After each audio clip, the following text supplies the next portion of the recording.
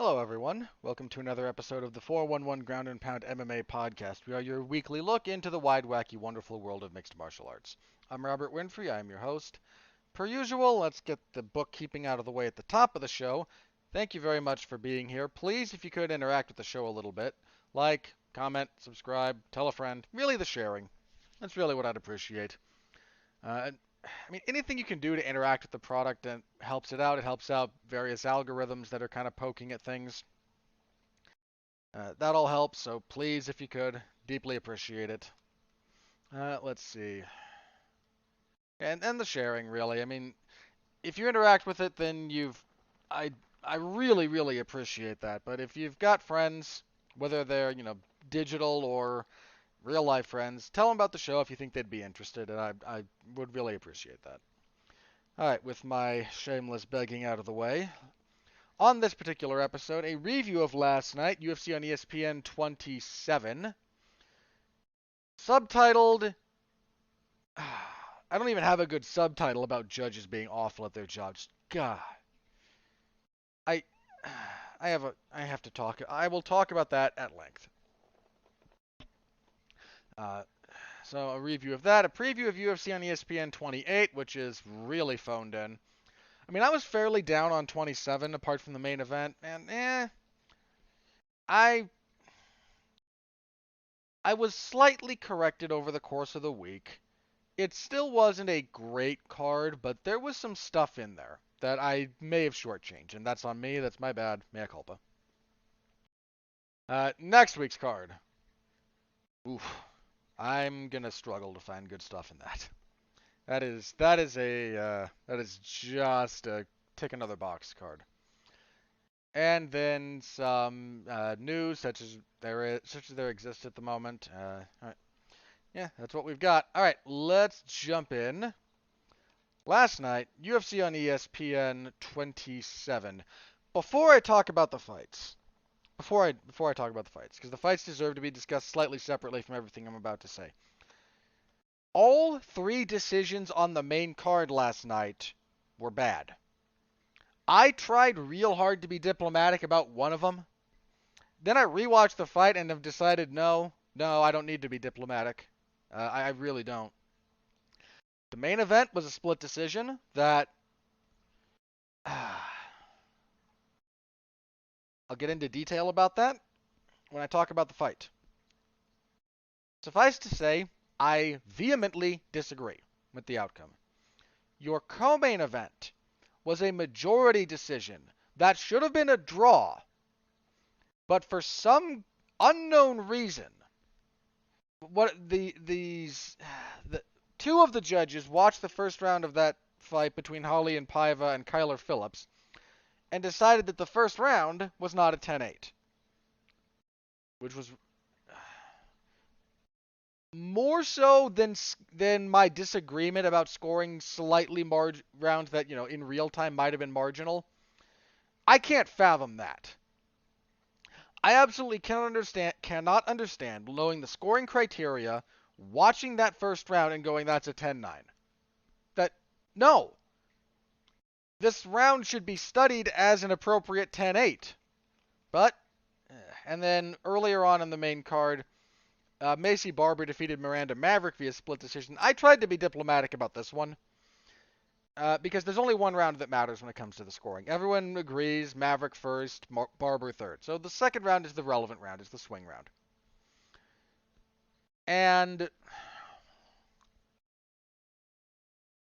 rewatching it, it wasn't as hard to do as that. I'm not going to call that a robbery, but that should not have been that complicated. The fact that every major MMA media outlet covering this gave the fight to Maverick, that ought to tell you something. When everyone except two of the yahoos sitting at ringside, that should tell you something.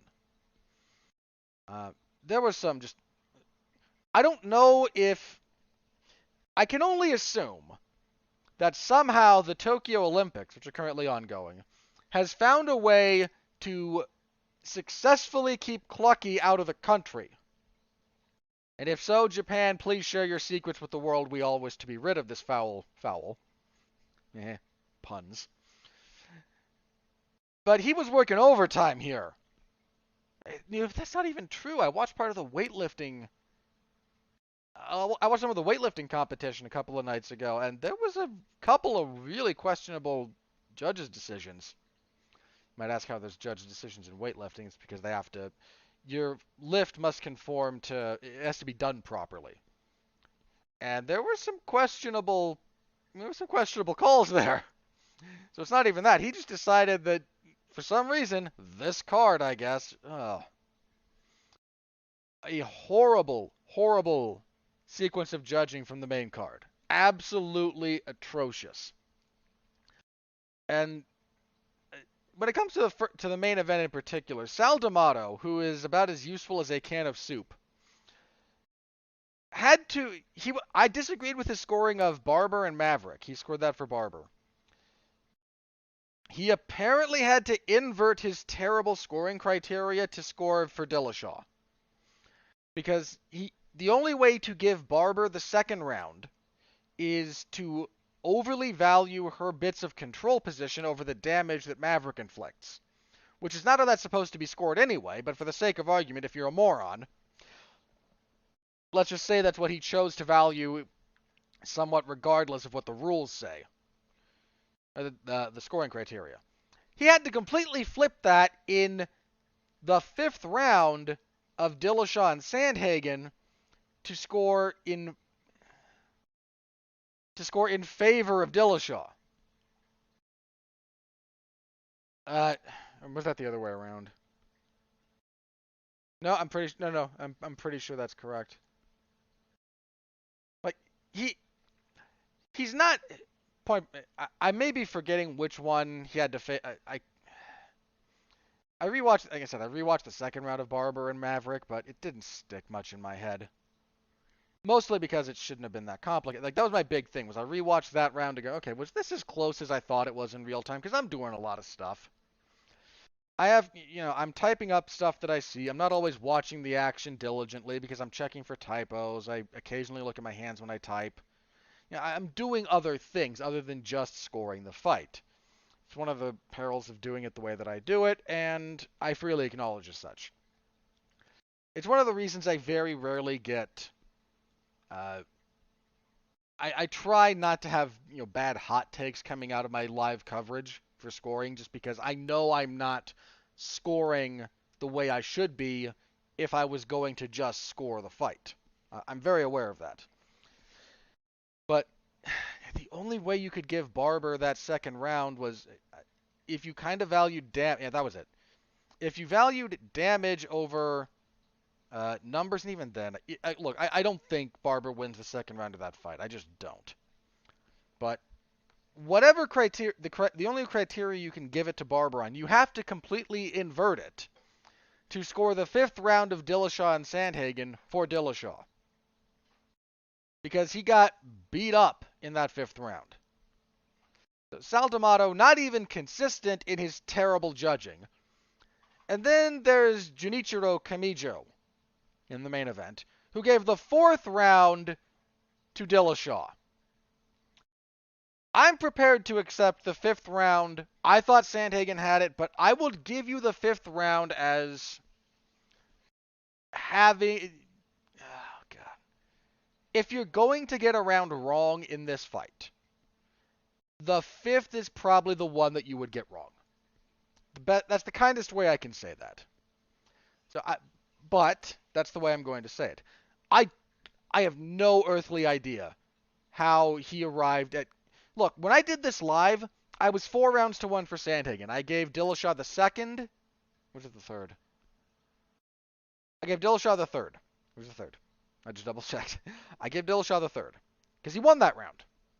I don't think there's any dispute about this. I gave Sandhagen every other round. The only round that I wasn't certain about doing it live was the first. And my initial read as I was doing that live as the fight wore on was, maybe I got the first round wrong? Rewatching it, I don't think I did.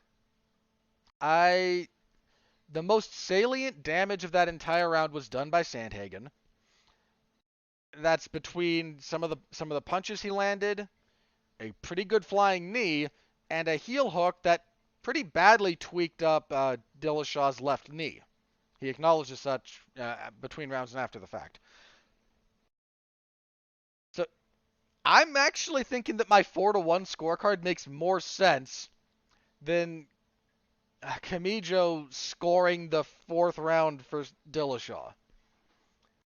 Like that it just doesn't make. I don't understand how you could arrive at that unless you are horribly overvaluing Dillashaw's leg kicks.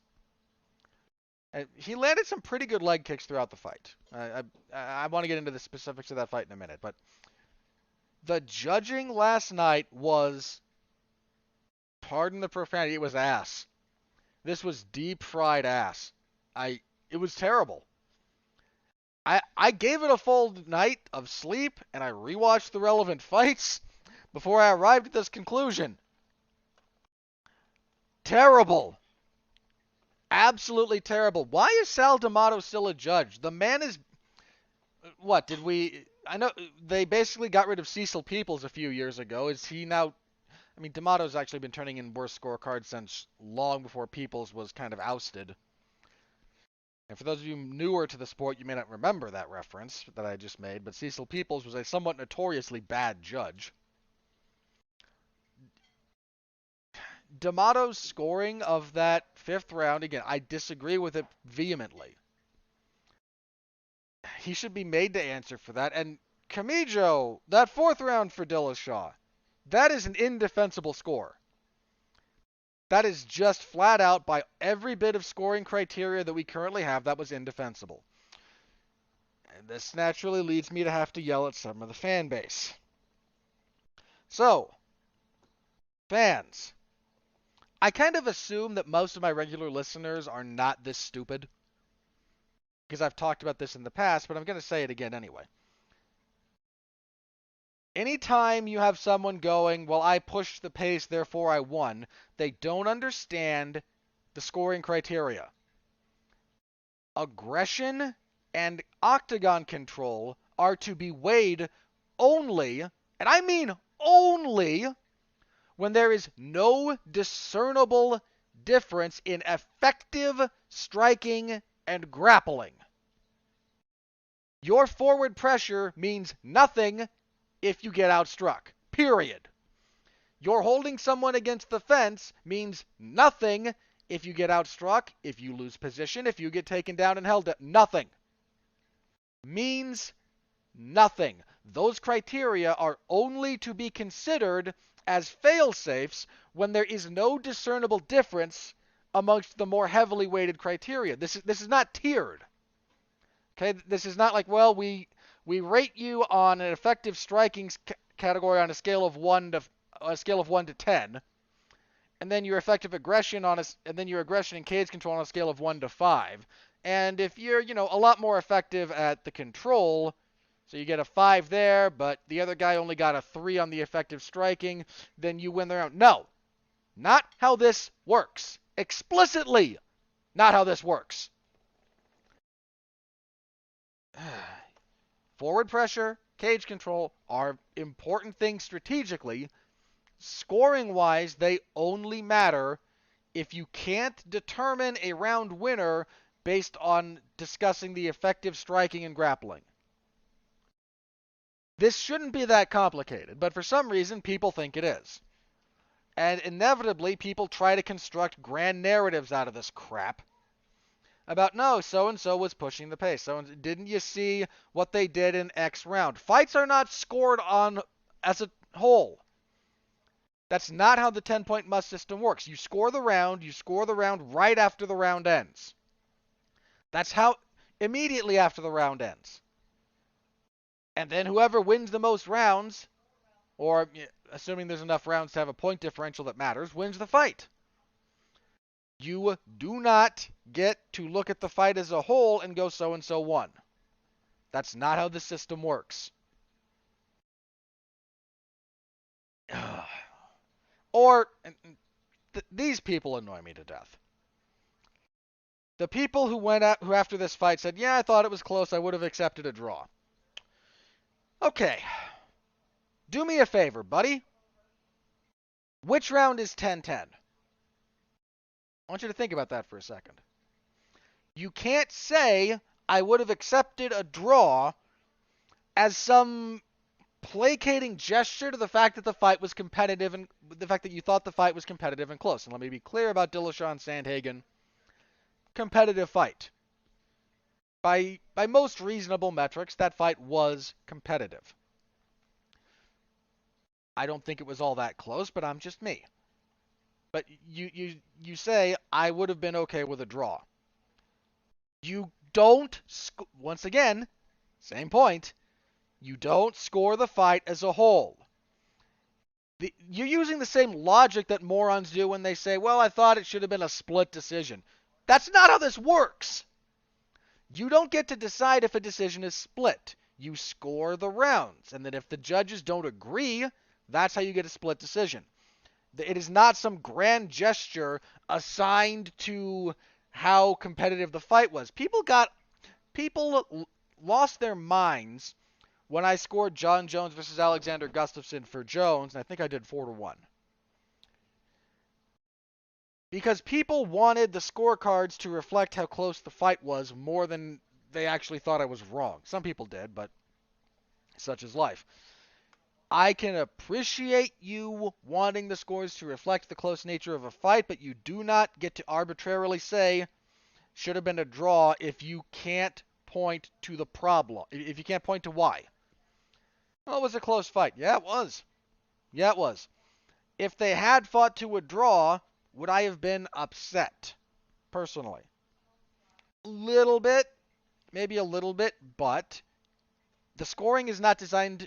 This might sound really weird. The scoring is not designed to reflect the narrative of the fight. The scoring is designed to reflect who won the most rounds. If you want to get a draw in a 5-round fight, you need one round that's 10-10 or one round that's 10-8. Please, you out there, rewatch this fight. Tell me which round is 10-10. Because I don't think any of them are legitimate 10-10 rounds. And I've somewhat been vocal that I think we could use a few more of those. I don't think there were any in this fight. You might have been okay with the draw after the fact just because you thought the fight was close enough and competitive enough, and boy, I don't know, and that's fine. That's a fine thought experiment. That's a fine talking point. If your talking point is these two were very evenly matched, you know what? I don't disagree. This was a well-matched fight in that respect. Fights aren't scored that way. You score round by round. And the later rounds don't mean any more than the first round. Which is another sort of stupid prevailing... Man, Daniel Cormier on commentary last night got mad at someone for saying that he scored the first round of the Brendan Allen... someone had... For the record, I had Brendan Allen 30-27 in this fight, but the first round of Allen and Punahele Soriano was a decently competitive fight, and I don't object to someone going 10-8 for Soriano. So someone, I think it was Rob Tatum on Twitter, mentioned that after the second round, he had it 19-19, which is what you would get if you scored the first for Soriano and the second for Allen. Now, I gave Allen the first, but I'm willing to accept that the first round of that fight, okay. I mean, Allen clearly won the second. There is no dispute about that. There's no dispute that Allen won the fight. But Cormier's response to this was, that's ridiculous. I've got Allen 29-8. I got Allen 20-18. Like, your scores don't change as the fight progresses. Was Allen winning the fight when they talked about that? Yes. Did he win the second round pretty big? Yes. That doesn't change the fact that the 5-minute increment that makes up the first round, there's an argument for Soriano there. And if you lean towards him, by the time you end the second round, you're 19-19. And if your objection to that is, but so-and-so is clearly winning at this point, you don't understand how the scoring system works. And if you're one of the commentators for the UFC, how in the world do you not understand this? In all sense, I mean, he's made that asinine point before. I don't know if he just I don't know if he genuinely doesn't know, if he gets flustered in the middle of the broadcast, or if he's leaning into a gimmick. I don't care. It's a bad look either way. It's it's unbelievably annoying. And again, the judging last night was just the worst. So with that out of the way, let's move on to the actual action. Okay, main event. TJ Dillashaw defeats Cory Sandhagen split decision 48-47s. Like I said, I was 49-46 Sandhagen, which I will actually kind of stand by, believe it or not. The fight itself was very good. Setting aside the decision, the action from start to finish was good. There was a bit of a tactical error that Sandhagen was making early. He was landing a good jab. He kind of busted Dillashaw up with that jab. He was good. He was really good about kind of feinting Dillashaw in and then countering, about disrupting his rhythm. He was better about clinch breaking here than he ever has been in the past. Dillashaw's offense was fairly muted all fight. He landed some good leg kicks, and those kind of came on as the fight went on. But they didn't seem to have much of an impact on Sandhagen. Which, to be clear, is not to say they shouldn't have been scored. I certainly scored them. But they didn't seem to really be hindering anything Sandhagen was doing. That's just an observation about it. His punches, I mean, he landed some. He had a couple of his decent little double shifting strikes that he uses. But he was really muted. He did a lot of clinching. A lot of, slip around to the back, hold you against the fence, land some knees to the thigh. There was a lot of stalling from Dillashaw, quite frankly. Especially as that fight wore on. The longer that went, the worse it went for TJ, my opinion. Again, a couple of the judges disagreed, but he struggled with the length that Sandhagen presented. He was good about countering any spinning attacks that Sandhagen did, which deserves a lot of credit for. And was one of the big tactical errors that Sandhagen did. He kept trying some spinning attacks, and he kept getting collapsed on and clinched and then controlled for a period of time. And that kind of muddied the waters in terms of the scoring, just enough to screw him over. I mean, I thought he won. I genuinely think they screwed the guy on this one. Dillashaw got cut. There was a pretty nice right hand Sandhagen landed in the second that split Dillashaw open vertically on the right eyebrow, kind of right by the bridge of the nose. Pretty bad cut, actually. I would not have been shocked if they stopped that one. Just putting that out there. It was a pretty bad cut.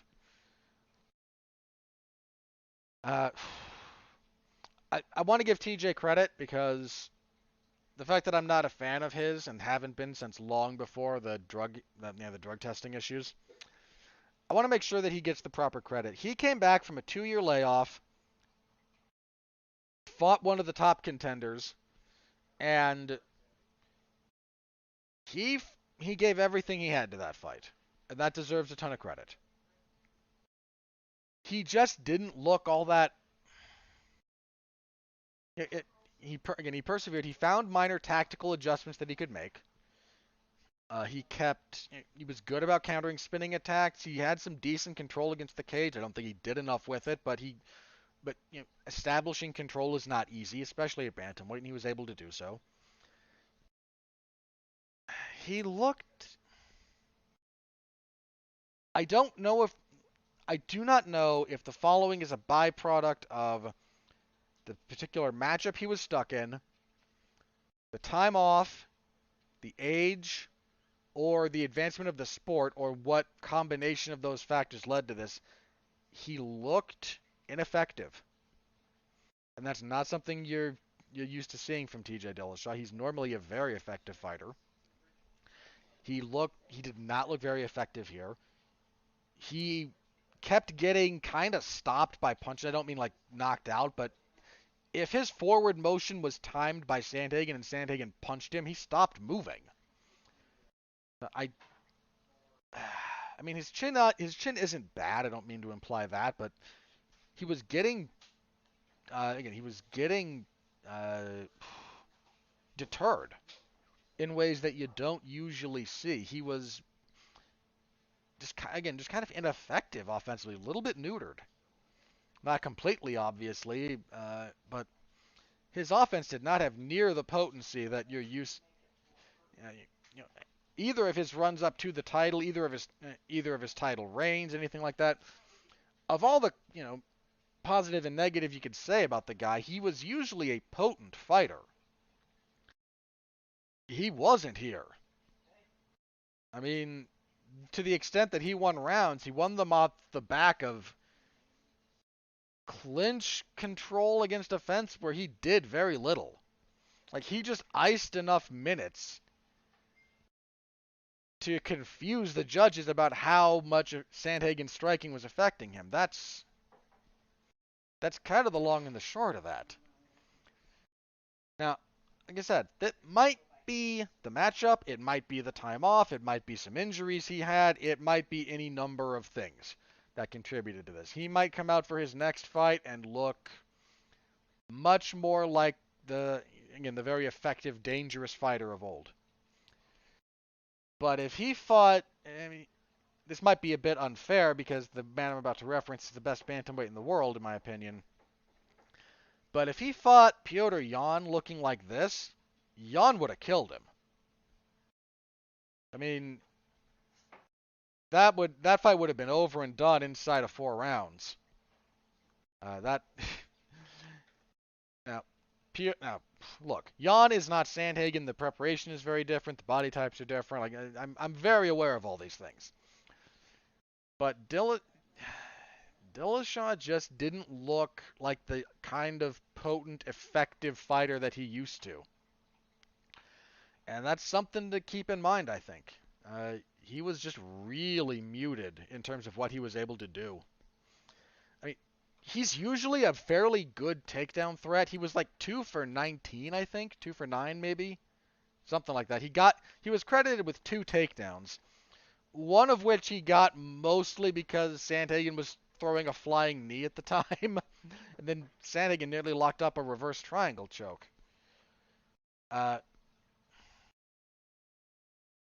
I'm not sure where It's really hard to kind of separate my take on Dillashaw's future from the fact that he should have lost this fight. He's probably going to get a title shot off of this, depending on the timing, injury loads, and how soon Sterling and Yan finish their business. I just say, Petr Yan, dang it, man. If you just followed the rules, if you just punched Aljamain Sterling in the head a few times instead of throwing that knee, you could be fighting Sandhagen right now, and Dillashaw could have fought Sterling in his return fight. We wouldn't have the logjam at the top of bantamweight, and that we wouldn't be dealing with a paper champion at bantamweight. And if you think that's me being overly harsh on Aljamain Sterling, go find the show where I talked about the fallout from that event, and I have my full reasoning there. That is not me trying to diminish Sterling as a fighter or as a competitor. He went out for that fight, and he did everything he could. But he won the title on a disqualification in a fight he was clearly losing. At that point, you're a paper champion. And that sucks for him because he didn't ask for any of that. I don't necessarily believe that he was faking how devastating that knee was. And he didn't ask to be fouled. He wasn't doing it. Look, he was on his knees and he got kneed in the head. Yan shouldn't have done it. That's on Yan. I'm not saying that the ref shouldn't have disqualified Yan for it. I tend to think that was the right call. He's a paper champion through circumstances that he had no control over, essentially, and that sucks for him, and I don't hold that against him, but that is also reality as I see it. So, I mean, Sandhagen Sandhagen, after the fact, said that, he made Sean Shelby pinky promise that he's still just one win away from a title fight. Well, buddy, I got bad news, because that and $5 will get you a cup of coffee at Starbucks. It means nothing. If it's not in writing, it means nothing. Uh, this was a really good performance from Sandhagen. All 5 rounds, even the rounds that I thought again, the third he pretty clearly lost. And the first, yeah, okay, we'll call it iffy. Call the first round iffy. Even with that in mind, the man fought very, very well. He fought long. He just needed to not do the spinning stuff because that's what screwed him. At the end of the day, his propensity for trying the spectacular got him controlled to very little effect beyond wasting time, but it was clearly enough to convince a couple of the blind old men at ringside. I hope he's able to take the appropriate lessons from this. But he's still very, very much a player at bantamweight. And look, bantamweight... Ow. Sorry, I banged my elbow. Lightweight is probably the deepest division in the world. I think it just has the perfect confluence of athletic ability with size, in terms of you can't really if you want to compete in some kind of athletic endeavor, but most competitive athletics have size requirements.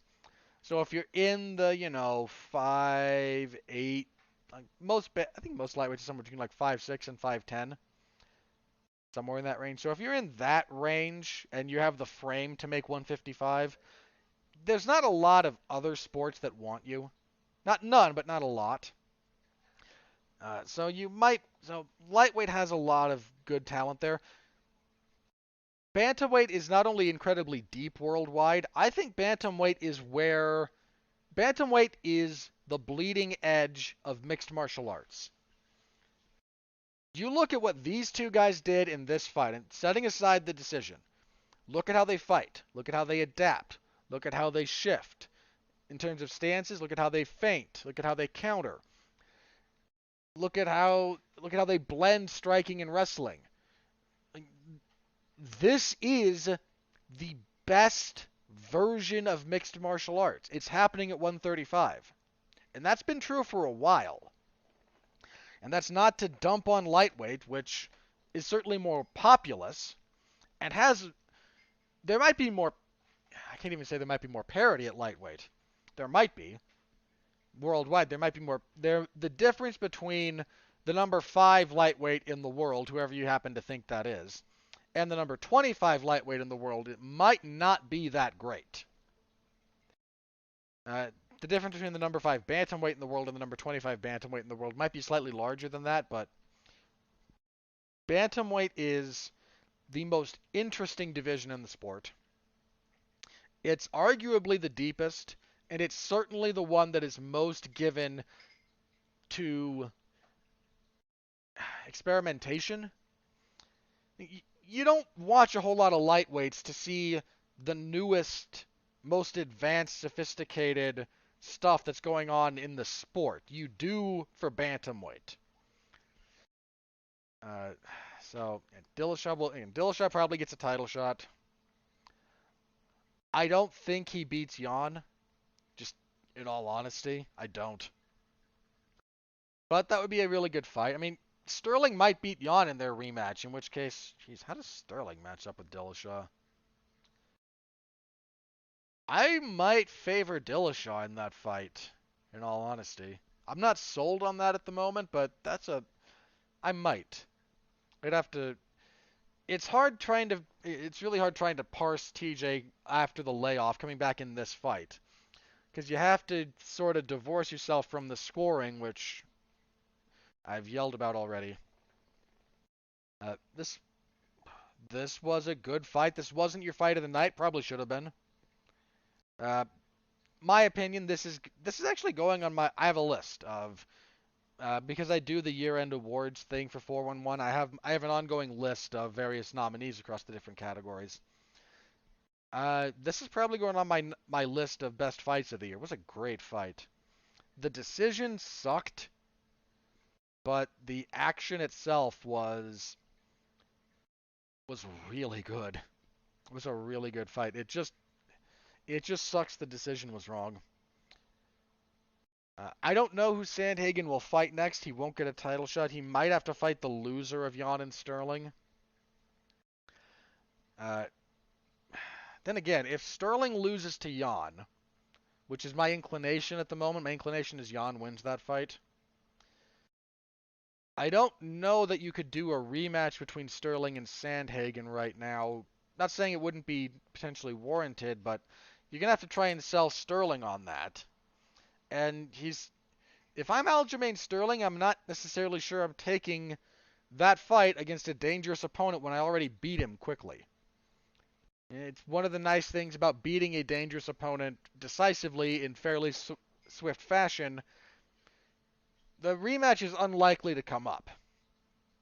Even if you know it's a difficult fight, and Sandhagen and Sterling is a difficult fight. So, I don't know. He's going to have to fight somebody. The top five of the UFC's rankings of bantamweight are they're almost as bad as their rankings at lightweight, which just saw Islam Makhachev jump all the way up to number 5. I mean, I went over those. I yelled about that a while ago. I don't have the energy for it right now. So at the moment, these rankings have not been updated. We have Sterling as champion, Jan, Sandhagen, Font, Aldo, Garbrandt, Moraes, Edgar, Munoz, Cruz, Wallace, Relia, Sansao, Rivera, Vera, Phillips, and Stamen. Phillips will drop.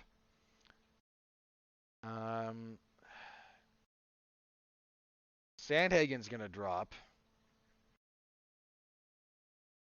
We've already got the fight booked between Aldo and Munoz. He's already beaten Moraes and Edgar, who should not be ranked as highly as they are, neither of them, quite honestly. Has he fought Rob Font?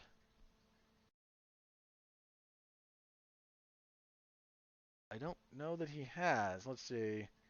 Alcantara, Batista, Lineker, Austin Sal, Sterling. No, he has not. So that might be a thought.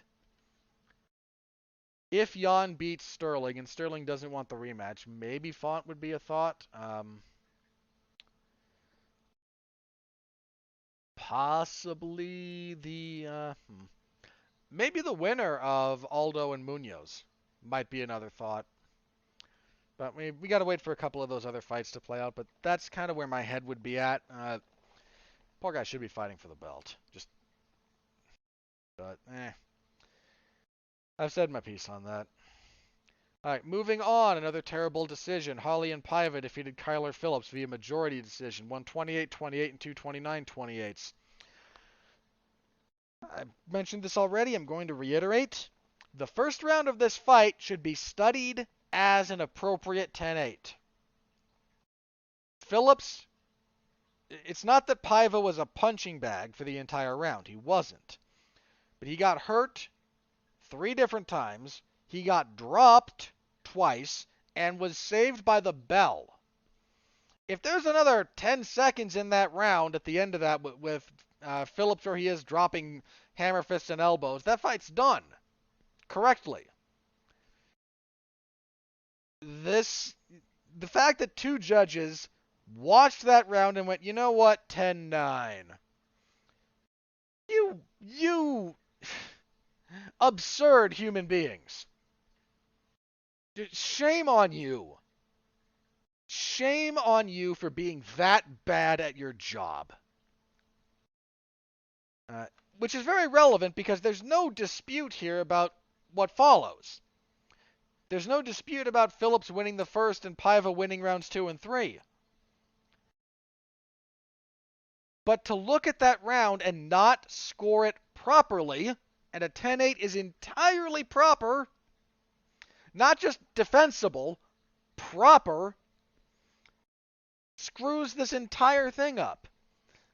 I mean, look, Phillips should have maybe saved a little something in the tank for rounds 2 and 3. He came out way too hard in the first round.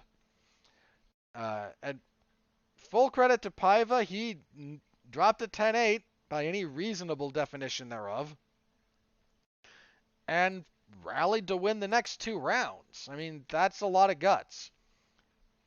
Uh, I this was a good fight. This was an action fight more than anything. This was your fight of the night officially, which I I would have given it to Dillashaw and Sandhagen, but this fight more appealed to Dana White's sensibilities, I think is probably the way to phrase that. Uh, yeah, kudos to I'm really just hung up on the scoring issue here. But if I can, getting past that, gutsy performance out of Paiva. He endured a pretty brutal first round and persevered. Hopefully Phillips will learn that I mean, he's fought the distance before. This was an odd performance out of Phillips. I don't know if he just was really, really sold on his own ability to end this fight in the first round, or if he just, I don't know. It was really odd. I don't know. Maybe he thought his gas tank was better than it was. Uh, it doesn't really matter. This is going to cost him his spot in the top 15, and I think a draw should have as well, but it sucks that he got a loss that he should not have had. And as for Paiva, I don't know if he's sticking around bantamweight or not. He normally fights at flyweight, but he missed weight last time, so we'll see what Paiva wants to do with his career as far as that goes. Let's see, featherweight. Darren Elkins defeated Derek Minner via TKO punches at 3:48 of the second. Typical zombie Darren Elkins fight. He gets the crap beat out of him until his opponent gasses out, gives up a bad position, and then just can't escape and gets kind of beat on. I don't know how wise it is for Darren Elkins to continue fighting given the amount of damage he continues to absorb. But to anyone fighting this guy in the future, stick and move, people. Minner kept trying to go for a guillotine choke, and that was just not a smart move. Elkins wears you down with his grappling. And he does the home... look, there was I think it was James Vick who threw the insult at Justin Gaethje that, you're the Homer Simpson of MMA. Referencing, if you're familiar with the Simpsons lore, Homer's brief stint as a professional boxer, where he was, he couldn't punch to save his life, had no cardio, but his whole thing was, I'll let you punch me, and then I won't get hurt because I'm Homer Simpson, and you're a very bad fighter, and then eventually I'll just kind of tap you and you'll fall over because you're exhausted. That was levied by James Vick at Justin Gaethje. It wasn't accurate then, even pre-Reformation for Gaethje. That wasn't accurate. It is absolutely accurate of Darren Elkins. That's what Darren Elkins does. He gets hit, he gets outstruck, he gets out-grappled, and he just won't quite go away until eventually your cardio kind of fails you and he gets some good position, and then he either submits you or pounds you out. There's so much tape on this man that this shouldn't work anymore. I mean, look, the guy he beat last time, Garagori, was someone who probably shouldn't be in the UFC to begin with, so I might give him a pass on that. Minner should have known better. James Krause was yelling at him in the corner in the second round. He gets a front headlock on Elkins, and Minner and Krause yells at him, "Don't jump for it," and he jumps for it. Oh, okay. If you're gonna fight that stupid, maybe you deserve to be beat by Darren Elkins, Darren Elkins is a very, very, when I say stupid fighter, I don't mean to insult the man's personal intelligence. I don't know him well enough to do that. But, there's smart fighters, and then there's dumb fighters. Darren Elkins is not an especially smart fighter in the grand scheme of things. But, I mean, if it's still gonna work, apparently, then he's gonna keep doing it. I mean, even when it wasn't working, that's what he was doing, so I don't know.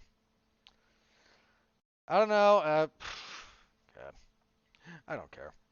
This fight didn't interest me. This fight didn't interest me as it happened. It wasn't all that interesting. Let's see. Macy Barber defeated Miranda Maverick via split decision. There were 29-28. I yelled about the decision here in the scoring. Maverick had a good first round, and I thought she won the second.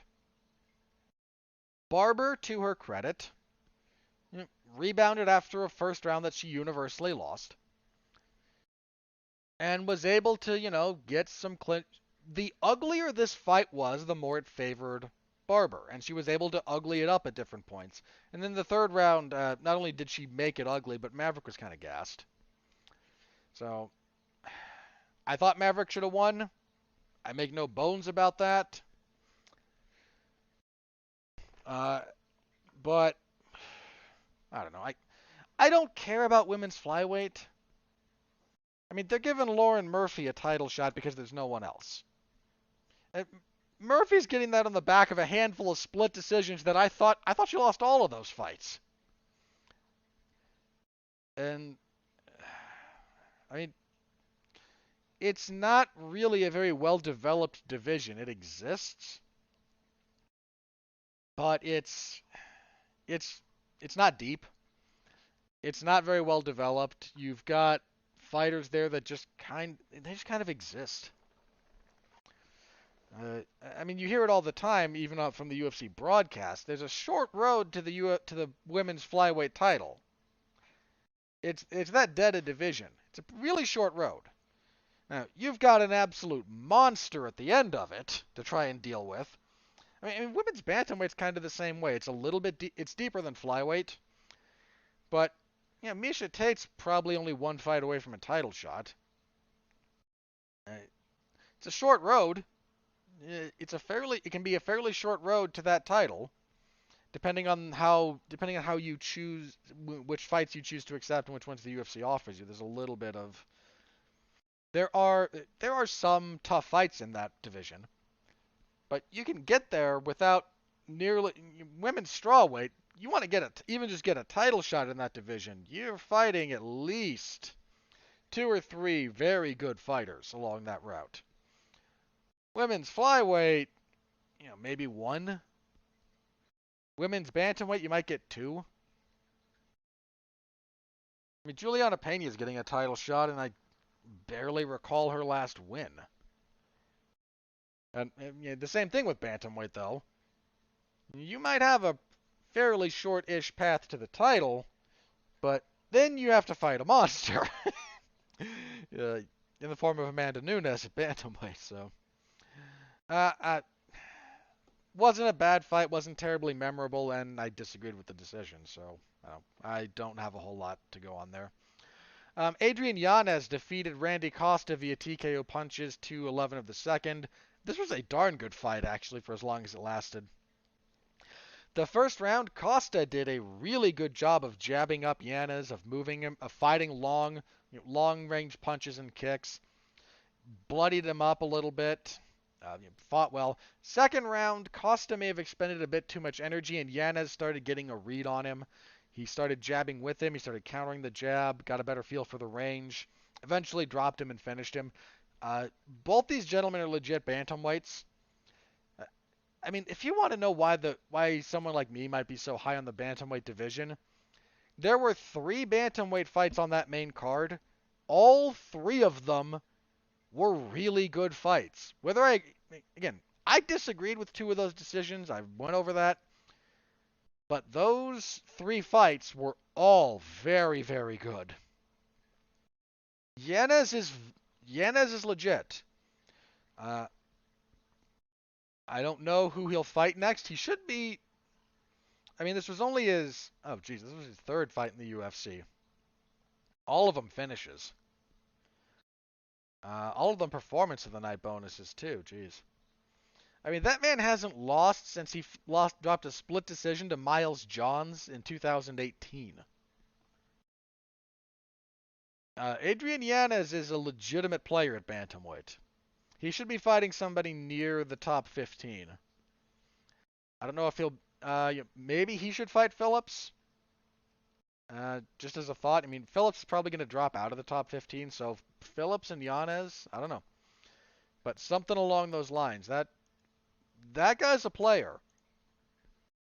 That guy is absolutely a player. So that was the main card. Terrible judging. Uh, 3 really good fights.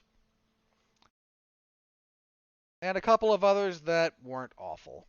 As for the prelims, Brendan Allen defeated Punahele Soriano via unanimous decision, 230-27 to 129-28. I was 30-27. The only round somewhat in dispute here is the first. Soriano had some success in the first, but Allen, any punches that were landed, Allen kind of ate. He was landing some killer body kicks. He did a lot of good body work. He fought well up and down. Soriano his style doesn't seem to work all that well the longer a fight goes, which is frequent of people who throw that much into everything they do.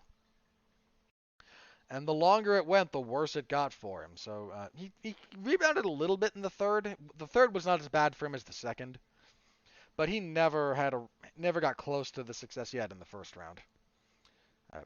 Allen's a fairly legitimate guy at middleweight. He's only got his only loss in the UFC is to Sean Strickland.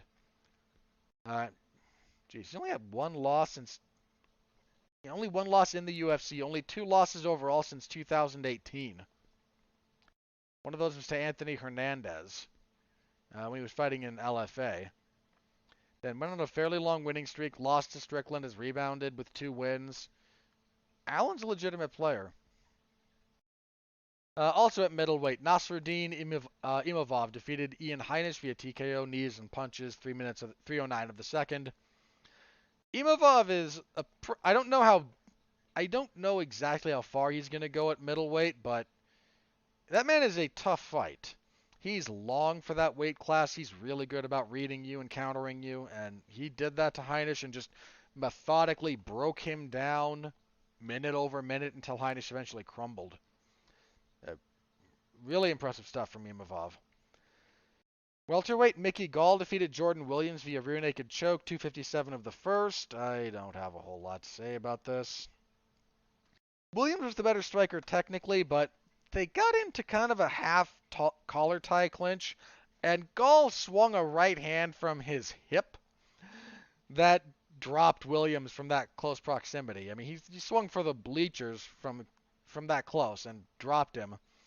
Williams never quite got back into things. I mean, that didn't lead immediately into the finish, but it kind of spelled the end for Williams. Gall's back control is pretty good. His choke attacks from there are quite good. And Williams just couldn't keep up with the hand fighting. He got dropped again right near the end. I forget exactly what did it, but he got punched down. Gall jumps on his back.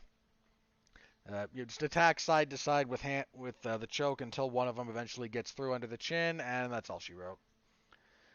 Bantamweight, Julio Arce defeated Andre Ewell via TKO punches, 3:45 of the second. The first round was a bit competitive, but the more Arce was able to push forward into closer range, the more he was able to land on Ewell, the more he was able to hurt him and drop him and eventually finish him. Ewell didn't care for the stoppage. He was still standing against the fence, and Arce was just unloading on him. I was okay with that particular stoppage, for whatever my opinion on that is worth. Decent win from Arce was dropping down from featherweight, where he'd spent the majority. He might also be a player at bantamweight. Another decent fight. Sijara Eubanks defeated Elise Reed via TKO, punches and elbows from full mount, basically 3:49 of the first. This was a mauling. Reed had no real business being in there with Eubanks, and that was clear fairly quickly. I don't know how far Eubanks is going to go at flyweight, but she wants to try her hand she missed weight a few different times in that division, and then just didn't have any success up at bantamweight. I mean,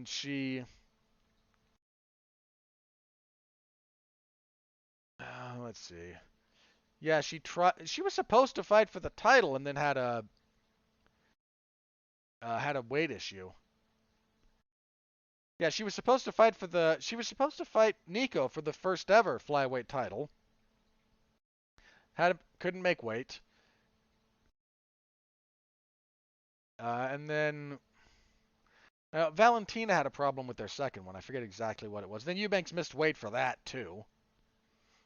So she spent the next little bit at bantamweight where she went 2-4. Now she's back at flyweight. If she's got her weight cut under control, I don't object to her fighting at flyweight or anything. My only objection is that you signed to fight at a weight, you better make the weight. That's kind of how that goes. But she just massacred Reed. And then kicking everything off, Diana Belbica defeated Hannah Goldie via unanimous decision, 30-27 across the board. Belbica was just better striking at distance. Did good about blitzing attacks. Goldie just felt a little bit out of her depth here. She couldn't really get anything going all that reliably offensively. She had a few decent head kicks off of her lead leg, but you do need to be able to build systems, right? You can't just throw one thing out there and hope for the best. Anyway, that was it. That was UFC on ESPN 27. Thank you to anyone who read my live coverage or who's read the full report, both of which are up in the over at 411mania.com in the MMA zone. All right, moving on. UFC on ESPN 28. This should be a fairly quick preview. Your main event, a middleweight fight between Uriah Hall and Sean Strickland. My inclination for this is Hall. Hall's on a 4-fight winning streak. Knocked out Bevon Lewis. Okay, the decision against Antonio Carlos Jr. was a little bit iffy, but then he stops Anderson Silva. Then, I don't even know how to. I'm not entirely sure how to fully quantify his win over Chris Weidman in his last fight because Weidman broke his leg on the first strike thrown. That's just a hard thing to kind of it's a win. It's a legitimate win. It also doesn't really tell you anything. Poirier's win over McGregor, actually, the way that fight went, told us something. A freak injury on the first strike thrown doesn't really tell you a whole lot.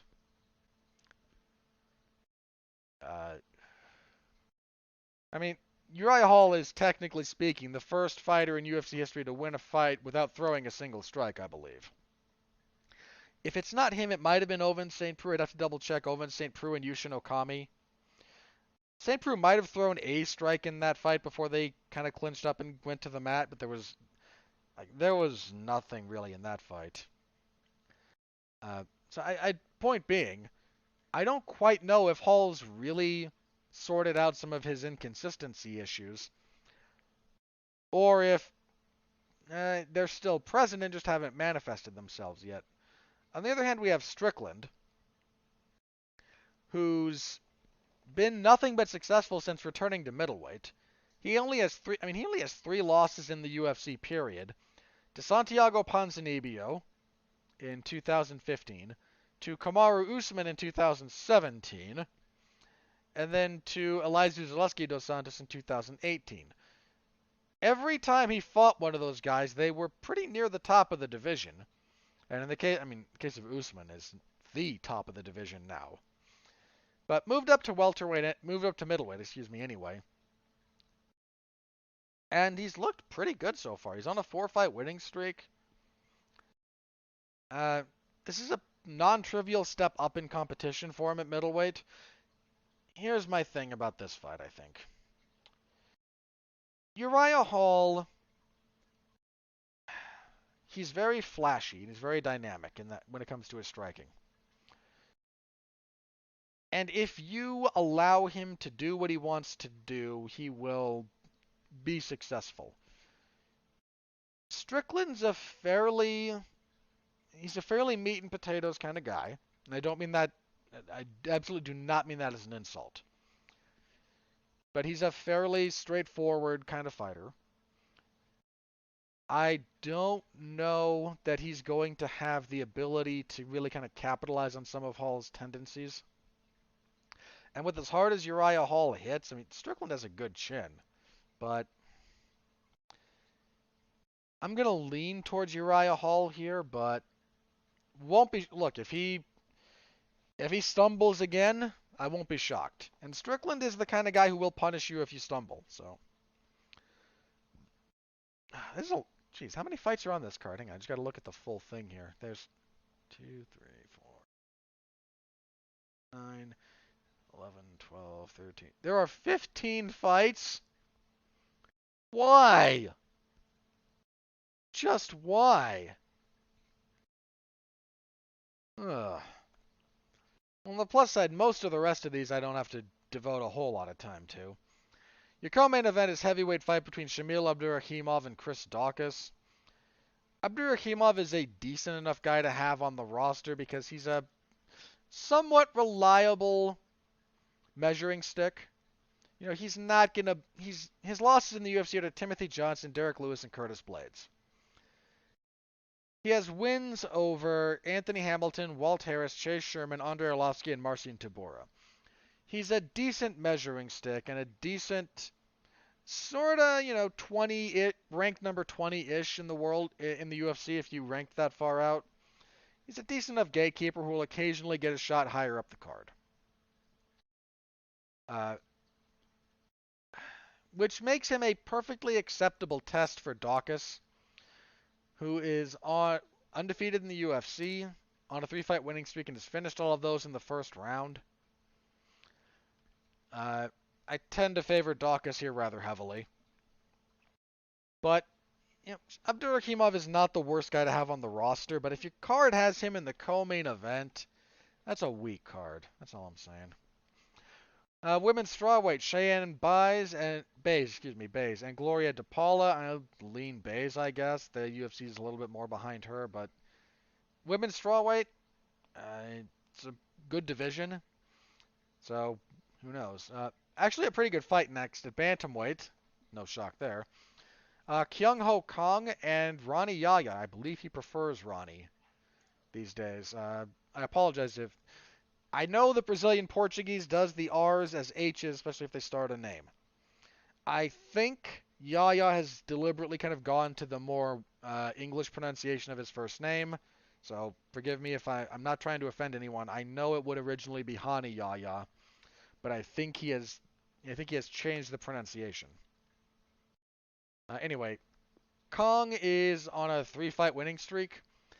2 split decisions, one of which one did I think he probably should have lost?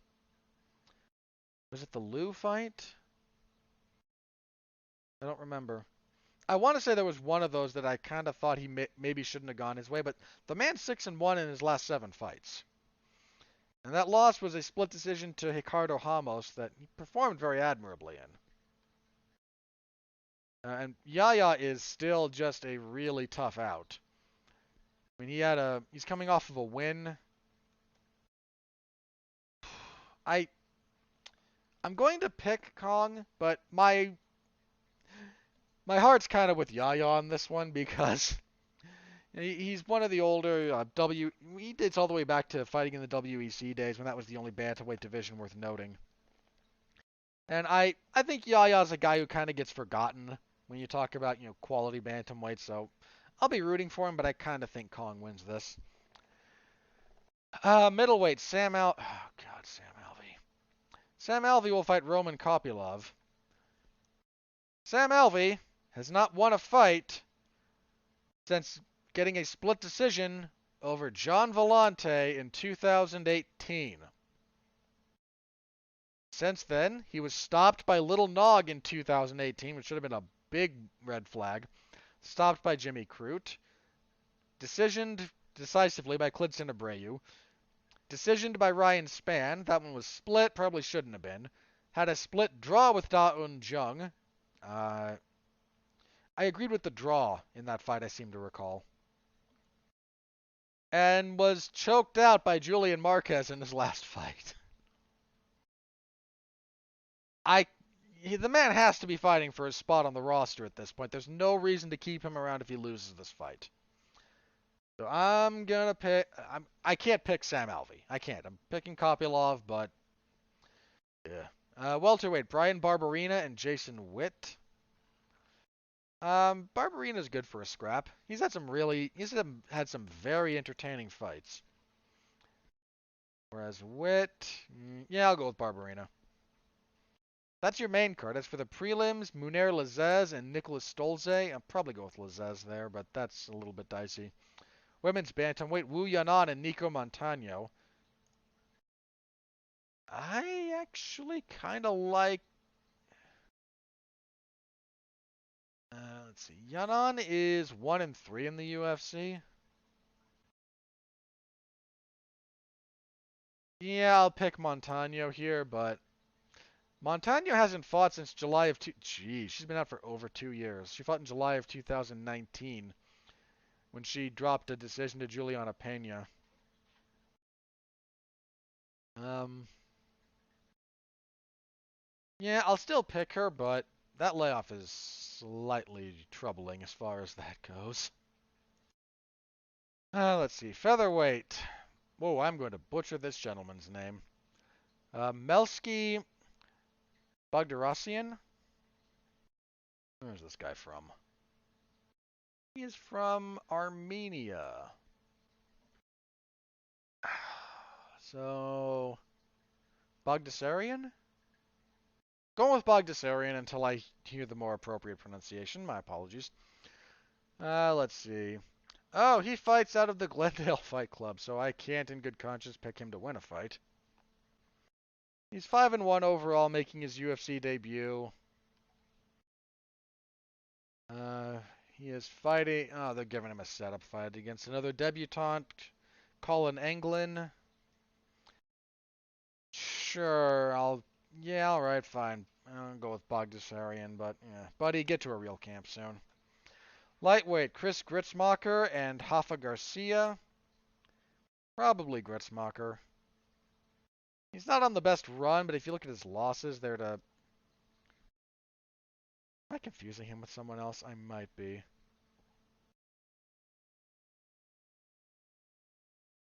I am. That doesn't change my pick. I'm gonna pick him. I think I was confusing him with Mershart. Anyway, featherweight, Danny Chavez and Kai Kamaka the third. I almost feel like I should go Chavez there because Kamaka. Eh, got 1 and 2. Speculatively, I'll pick Kamaka. See, strawweight, Jinyu Fry and Ashley Yoder. Kind of do or die for Jinyu Fry. I mean, she's coming off of a win, but boy, did they have to dig deep to get her a winnable fight, apparently. Bantamweight, Ronnie Lawrence and Trevin Jones. I'm okay picking Jones there, assuming he's who I remember him to be.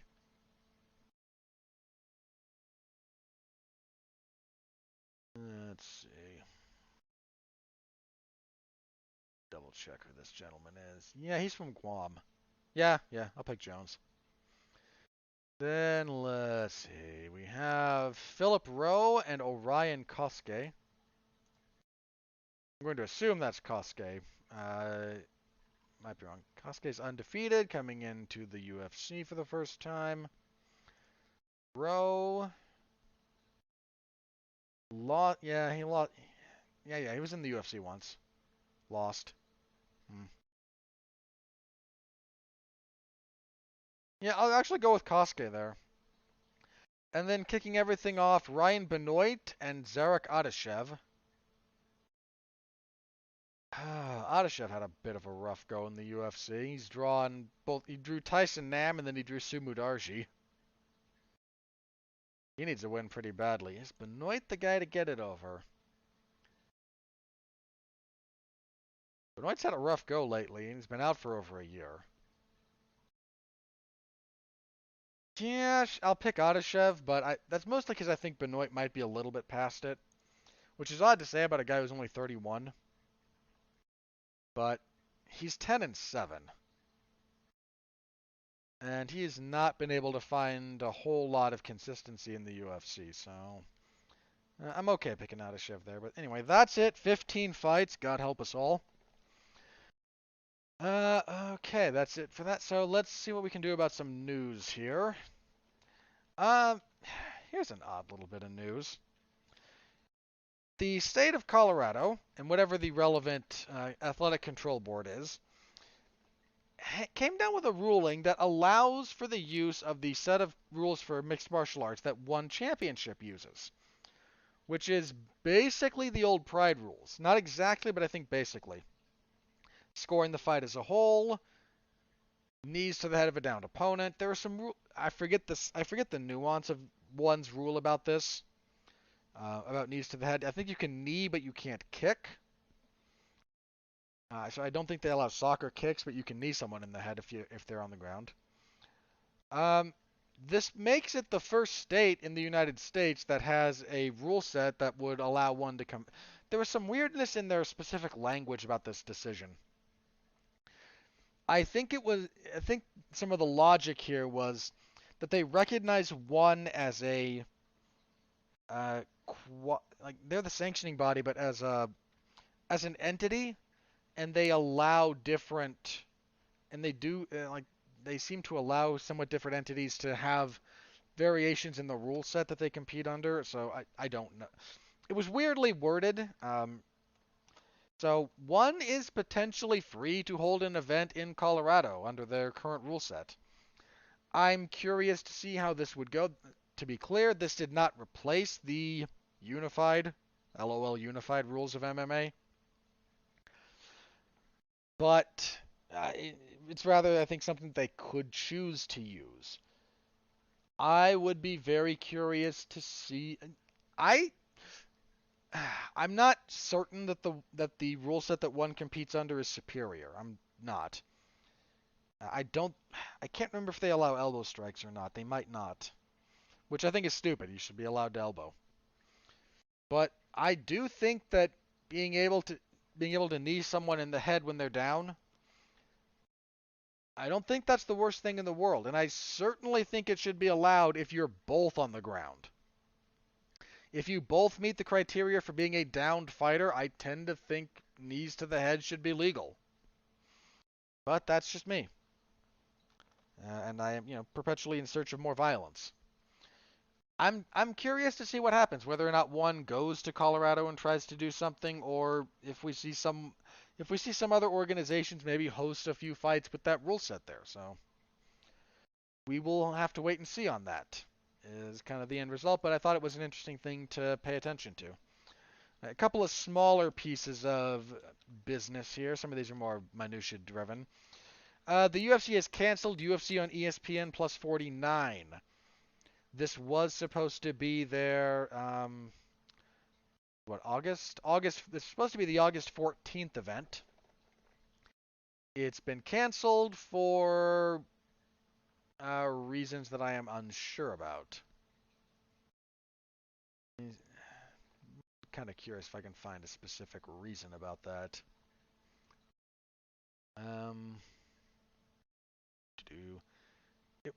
I feel like it was supposed to be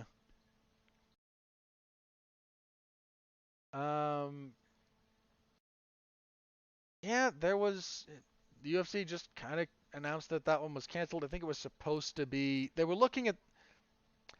I believe they were looking at that one being an event that takes place somewhere in the UK. I could be wrong about that, but I seem to recall that being the news because they have no problem with the two events that are currently scheduled to go place after that. One of those is a UFC on ESPN event. One of those is another fight night, that being August 21st and 28th, both of which are set to take place at the UFC Apex. And they still tentatively have UFC Fight Night 193, which will be UFC on ESPN plus 51, is set to take place in London. No specific venue. And has a fair amount of a card kind of lined up here. I don't think we have what would be considered a main event yet. But there are fights on that card right now, announced. Khalil Rountree Jr. and Modestas Bukauskas, Alexander Gustafsson and Paul Craig. That's a do or die for Gustafsson. Said Nurmagomedov and Jack Shore. Magomed Ankalaev and Volkan Oezdemir. About time we get Ankalaev a step up. So there's fights currently scheduled for that. No venue, but we'll see if that one holds together too, depending on how... That will depend entirely on the situation in the UK when September rolls around. But August 14th, no UFC event for anyone potentially interested in having a free Saturday. I'm sure. I don't know what I'll do with myself. And the last bit, similar to that in respect to bookkeeping as far as this stuff goes. UFC 267, excuse me, UFC 267 is going to be a non-pay-per-view numbered event. It's currently scheduled to take place on October 30th. It will emanate from Abu Dhabi in the United Arab Emirates. It's got 2 title fights currently attached to it. Jan Blachowicz versus Glover Teixeira, and the rematch between Aljamain Sterling and Peter Yan for the bantamweight title. So the light heavyweight and the bantamweight title both up for grabs there. It's just going to be apparently available on ESPN and or ESPN Plus for free here everywhere. This is the first non-pay-per-view numbered event since UFC 138. Which, for those of you who may not remember, was Chris Lieben and Mark Munoz. That was the first event. I believe that was the first event that featured a 5-round non-title fight main event. I could be mistaken there. Let me double check because, yeah, it was. Because the next fight was was a rematch between Junior Dos Santos. That was the UFC on Fox card, Velasquez and Dos Santos. Then the one after that was UFC 139, and we had the first 5-round non-title fight that actually went all 5. Munoz and Lieben was stopped in the second, between rounds 2 and 3. But that was the last time we had a non-pay-per-view numbered UFC event. Was all the way back in 2011. That'll be almost 10 years to the day.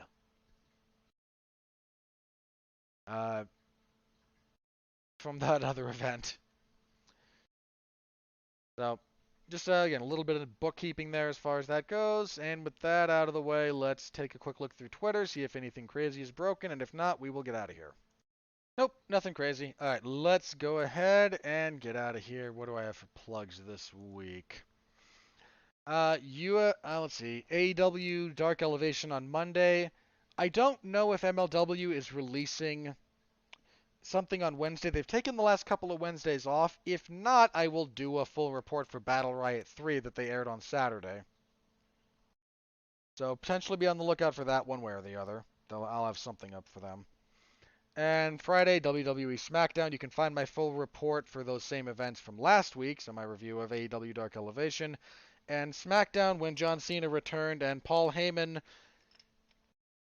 sang his theme, and Roman Reigns got a really good burn on John Cena that sadly the WWE cut from all of from their like YouTube version of the event. Leave the line in, man. It was such a good burn. You can find my full report for that particular episode, which I did not think was a very good episode. Just throwing that out there. But this week, those same, I will be reviewing those.